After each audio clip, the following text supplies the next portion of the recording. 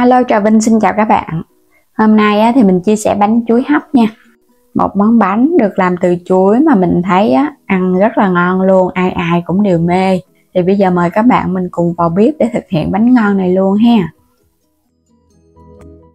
Đầu tiên là mình dùng 200g bột năng.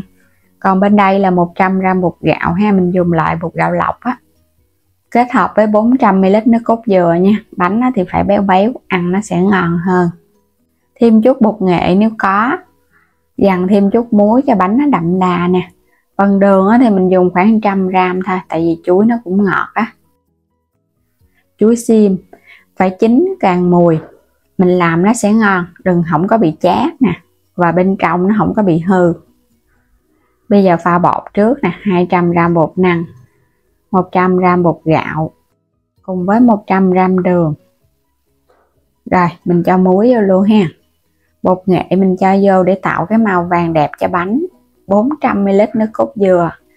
Mình pha cái phần bột này để cho nó nở trước, rồi mình hãy đi làm phần chuối.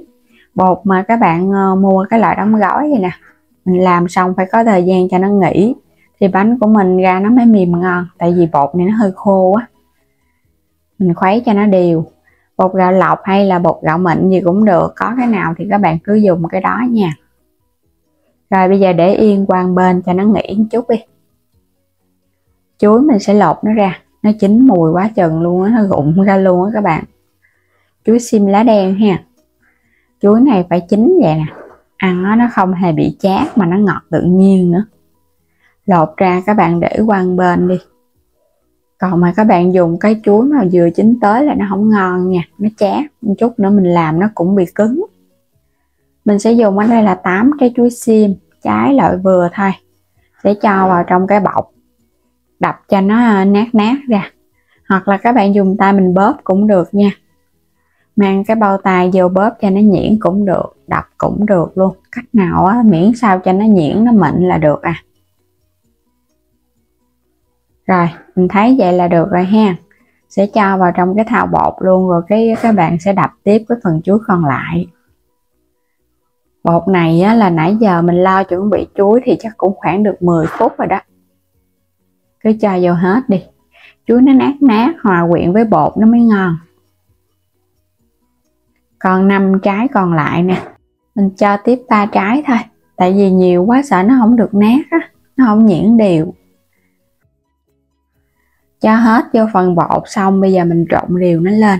Chuối mà nó nát nát vậy nè, cho vào bột nó cũng có độ sệt. Còn các bạn thích mình cắt lát thì mình cắt lát mình để lên trên cái mặt khuôn cũng được, nhưng mà phải bóp nhỏ nhỏ ra nó mới ngon. Mình dùng cái khuôn bánh lăng ha, quét sơn lớp dầu để chống dính cho bánh, quét hết luôn. Các bạn có khuôn nào thì dùng khuôn đó nha. Rồi bây giờ mình sẽ múc nè. Cái bánh mỏng thôi, đừng có dày quá ăn không ngon đâu. Bánh này phải làm mỏng mỏng, vì trong bánh nó có độ dai dai dẻo dẻo. Mình làm mỏng ăn nó không ngán nè, không có tới nửa khuôn. Gót lần lượt vô. Hoặc là các bạn không có dùng khuôn nhỏ thì mình dùng cái khuôn lớn cũng được. Sẽ hấp cái khuôn này 10 phút là nó chín, tại vì mình làm ít bột lắm. Đủ thời gian là được rồi ha, tắt bếp luôn. Thơm quá chừng các bạn. Thơm nhất chính là cái mùi nước cốt dừa nó béo. Lấy nó ra rồi cái chờ cho nó nguội chút xíu nha. Có chút xíu màu bột nghệ cái bánh cũng bắt mắt hơn. Nó nguội thì mình mới lấy nó ra được. Rồi mình dùng tiếp là cái khuôn silicone chịu nhiệt. Khuôn này thì nó không có dính, nên là các bạn không có sợ làm chờ nguội gì hết Mình có thể thoa dầu hoặc là không cũng được luôn, tại vì ở trong bột đã có nước cốt dừa, nó cũng có cái dầu dừa đó. Và cũng gót ít ít thôi ha, đừng gót nhiều quá. Rồi cũng đem khuôn này lên hấp khoảng 10 phút, giống như khuôn hồi nãy là bánh nó chín ngon Hấp xong hết rồi nè. Cái khuôn silicone này thì mình thấy rất là tiện, là khi hấp xong là các bạn lấy ra được liền luôn, không có phải chờ nguội. Còn cái khuôn bánh lăng thì phải chờ nguội mới lấy ra được nha. Khuôn nào cũng bánh cũng ngon hết nên là các bạn mua khuôn nào thì cứ dùng khuôn đó, nó tróc lóc Khuôn này mình không thoa dầu luôn á. Mình thích cái khuôn silicon, chỉ có một cái là nó hơi mềm. Khi mà để vô cái bánh của mình nó không được định hình, phải có thêm cái khuôn nhôm ở bên ngoài cho cái bánh nó định hình. Tháo ra hết, cái bánh nó dẻo dẻo dai dai, nhìn thích quá chừng luôn á. Quay qua đây, cái khuôn này cũng nguội nè, bây giờ mình tháo nó ra. Nó nguội là nó tróc lóc rồi các bạn, nó không có dính đâu. Mà bánh nó nguội ăn cũng ngon hơn là bánh nóng, nó càng tăng thêm cái độ béo của nước cốt dừa đó. Bánh chuối thì mình thấy dân dã nhưng mà ăn ngon. Ở trong bánh đã có nước cốt dừa sẵn, nếu mà các bạn thích béo hơn cũng có thể thắng nước cốt dừa riêng. Cái mình chan lên hoặc là mình chấm trực tiếp vô ăn cũng hấp dẫn lắm luôn á. Cái bánh nó dẻo quá sợ luôn. Cái bánh này mình làm hơi dày chút xíu, còn cái khuôn kia mình làm mỏng. Bánh phải mỏng mới ngon ha, đừng có dày. Nếu mà các bạn dùng cái khuôn lớn á, mình đổ vô cũng độ mỏng mỏng thôi, đừng có đổ dày quá, cắt ra thì nó cũng không ngon. Bánh chuối thích quá chừng. Chỉ với 2 loại bột, ai cũng sẽ làm được cái bánh chuối ngon ngay tại nhà luôn á. Với cái cách pha bột này là mình thấy bánh của mình vừa ăn nha, dai dai mềm mềm. Nhưng mà đặc biệt đó là mình để qua ngày hôm sau bánh nó cũng không cứng, là bánh nó mới ngon.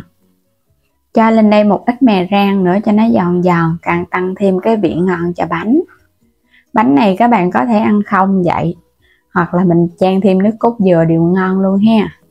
Mình thấy là trong bánh mình đã có độ ngọt và cái vị béo từ nước cốt dừa rồi, cho nên mình không cần phải chan thêm đâu.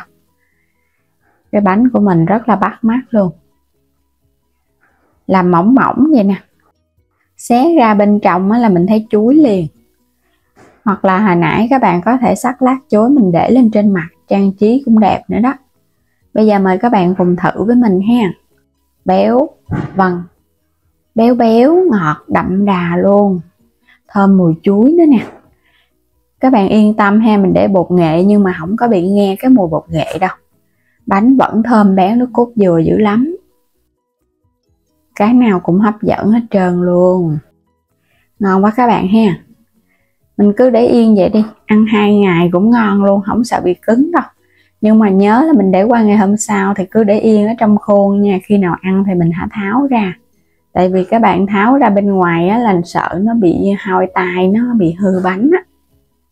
Và bây giờ cảm ơn các bạn đã theo dõi hết video của mình nha. Vui lòng đăng ký kênh ủng hộ Alo Trà Vinh và mua thêm các sản phẩm ở trong kênh mình, ủng hộ mình với nha. Xin chào tạm biệt và hẹn gặp lại các bạn ở những video tiếp theo.